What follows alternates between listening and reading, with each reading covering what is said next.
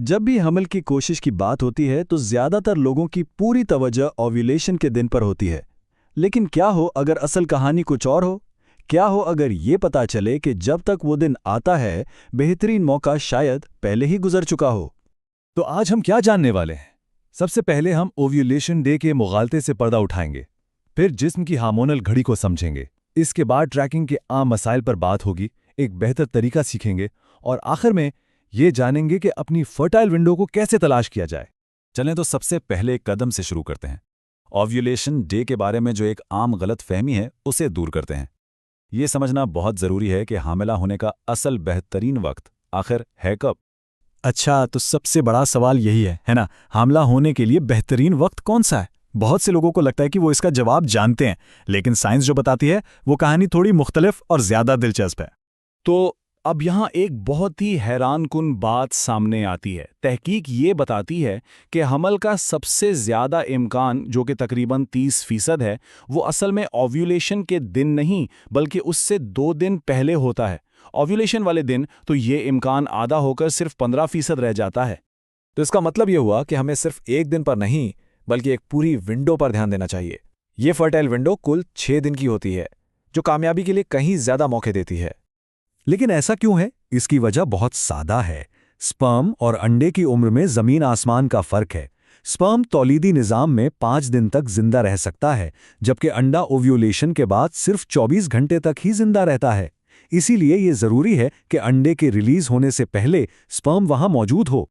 और स्पर्म की इस लंबी उम्र को याद रखने के लिए एक माहिर अमराज़े निस्वां डॉक्टर डैनियल जोन्स ने एक बड़ी दिलचस्प बात कही है।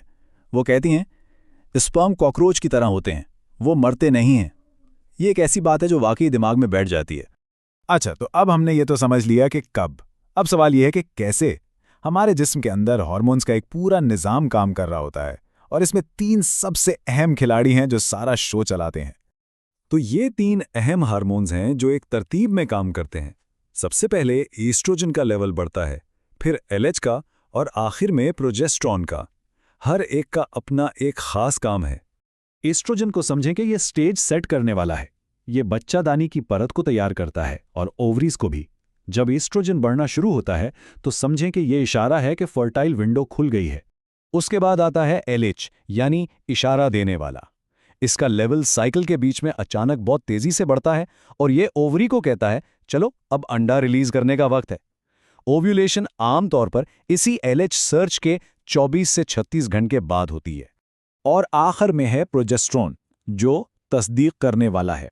ये ओव्यूलेशन के बाद बढ़ता है और इस बात की तस्दीक करता है कि हाँ, अंडा कामयाबी से रिलीज हो चुका है।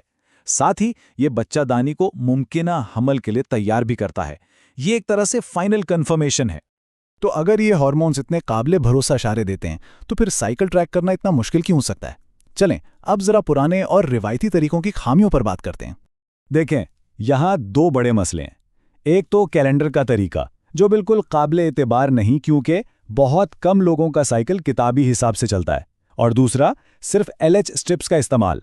इसमें मसला यह है कि जब तक आपको एलएच सर्च का पता चलता है, आपके सबसे जरखेज दिन यानी सर्च से पहले वाले दिन वो तो गुजर चुके होते हैं। सिर्फ एलएच पर भरोसा करना ऐसा ही है जैसे आपको बहुत देर से खबर मिले। एक तो ये कि आपको बहुत कम वक्त मिलता है, दूसरा इन स्ट्रिप्स को पढ़ना भी मुश्किल हो सकता है, और पीसीओएस जैसी हालतों में तो ये बिल्कुल काबिल एतबार नहीं होती। और सबसे बड़ी बात, आप अपने पीक फर्टाइल दिन गंवा सकते हैं। लेकिन अच्छी खबर यह है कि टेक्नोलॉजी ने हमें इन मसाइल से निकलने का एक रास्ता दिया है। अब एक ऐसा बेहतर तरीका मौजूद है जो हमें हार्मोन्स की पूरी तस्वीर दिखा सकता है। तो ये जदीद तरीका काम कैसे करता है? ये पूरी कहानी पर नज़र रखता है। आप साइकिल के शुरू में ही टेस्ट करना शुरू कर देते हैं। पहले एस्ट्रोजन के इजाफे को देखते हैं, फिर एलएच के उरूज को पकड़ते हैं और आखिर में प्रोजेस्टेरॉन के साथ ओव्यूलेशन की तस्दीक कर लेते हैं। ये एक मुकम्मल और जामा तस्वीर है। ये चार्ट इस सारी बात को बहुत अच्छे से बयान करता है। एस्ट्रोजन, जिसे पेशाब में E3G के तौर पर ट्रैक किया जाता है, ये शुरू का सिग्नल है। एलएच बताता है कि फर्टिलिटी उरूज पर है और प्रोजेस्टेरॉन, जिसे PDG के तौर पर ट्रैक किया जाता है, ये तस्दीक करता है। जब आप इन तीनों को ट्रैक करते हैं तो अंदाजे लगाने की कोई गुंजाइश ही नहीं रहती। और इन जदीद आलात की सबसे अच्छी बात यह है कि ये सिर्फ हाँ या नहीं में जवाब नहीं देते। ये आपको असल नंबर्स बताते हैं, यानी आप खुद देख सकते हैं कि आपके हार्मोन्स के लेवल कितने ऊपर या नीचे जा रहे हैं। और ये सिर्फ सहूलत की बात नहीं, ये दुरुस्तगी की भी बात है। तहकीक से पता चला है कि ये सिस्टम 96% तक दुरुस्त हो सकते हैं, जो इन्हें साइकिल ट्रैक करने के लिए एक इंतहाई काबिल भरोसा जरिया बनाता है। तो इस सब का असल मतलब क्या है? आइए इस बात को समेटते हैं कि ये इल्म आपको कैसे बाइख्तियार बना सकता है और आप अपनी फर्टाइल विंडो कैसे तलाश कर सकते हैं। सबसे अहम बात जो याद रखनी है वो ये है, ये खेल किसी एक दिन का नहीं है। असल मकसद इस पूरी कई दिनों पर मुश्तमिल विंडो को पहचानना है। बस यही वो सोच की तब्दीली है जो सबसे ज़्यादा अहमियत रखती है। और ये इल्म सिर्फ हमला होने की कोशिश तक महदूद नहीं है। अपने हार्मोन्स को समझना ये अपने जिस्म को जानने जैसा है।